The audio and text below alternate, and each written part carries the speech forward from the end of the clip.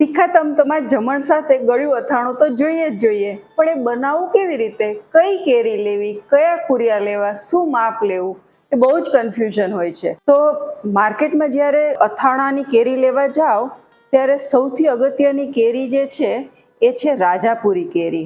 રાજાપુરી કેરી અંદાજે 750 ગ્રામથી લઈ અને કિલો સુધીના માપની આવતી હોય છે, આનેથી પણ મોટી આવે. એ સિવાય જે એક કેરી હોય છે એ છે વનરાજ. અને રાજાપુરીનું અથાણું પણ સરસ બને, રાજાપુરીનો છુંદો બહુ સરસ બને, વનરાજમાંથી પણ ગળ્યું અથાણું બહુ જ સરસ બને. વનરાજ જે છે એ અંદરથી સેજ પોચી હોય છે અને સેજ મીઠાશવાળી હોય છે. પણ તમને ખબર છે, હું યુઝ્યુઅલી બનાવું છું ગળ્યું અથાણું કેસર કેરીથી. કેસર જે કાચી હોય ને એનું ગળ્યું અથાણું એટલું સરસ બને છે, અને જ્યારે તમે કેસર કેરી અથાણામાં ખાઓ ત્યારે એની સોફ્ટનેસ પણ બહુ સરસ લાગે છે. તો હવેથી તમે આ કાચી કેસરનું એકવાર અથાણું બનાવીને જોજો અને પછી તમે મને કહેજો કે યસ, જેનિશ વોઝ રાઈટ. દિલ ને દસ્તરખાન બિછાયા, દિલ ને દસ્તરખાન બિછાયા, દાવતે ઇશ્ક હૈ, દિલ ને દસ્તરખાન બિછાયા, દાવતે.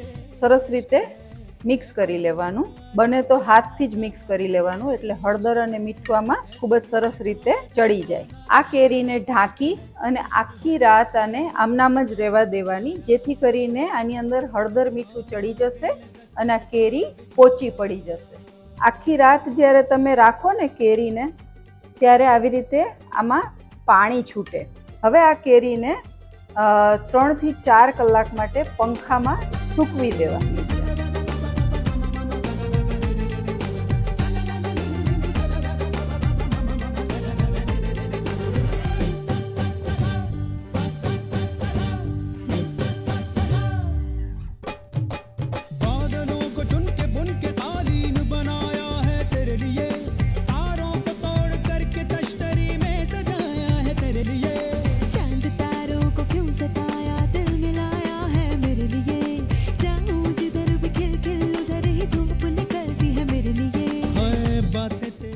હવે જો આ અથાણું 3 દિવસ પછી આમાં બધો ગોળ ઓગળી ગયો છે અને આનો રસો, કેરી, બધો મસાલો ખૂબ જ સરસ રીતે બ્લેન્ડ થઈ ગયો છે. આ અથાણાને તમે કાચની બરણીમાં સ્ટોર કરી દેવાનું અને જરૂર હોય એટલું જ કાઢવાનું. અત્યારે આપણે આ અથાણું થોડુંક ટેબલ પર સર્વ કરતા હોય એટલા પ્રપોર્શનમાં આને લઈશું. આ અથાણું દાળ ભાત સાથે, ભાખરી સાથે, બધા સાથે ખૂબ જ ટેસ્ટી લાગતું હોય છે. ઇનફેક્ટ અમે જ્યારે સ્કૂલે જતા તો ભાખરી સાથે ગળ્યું અથાણું અમારું ફેવરિટ મીલ હતું.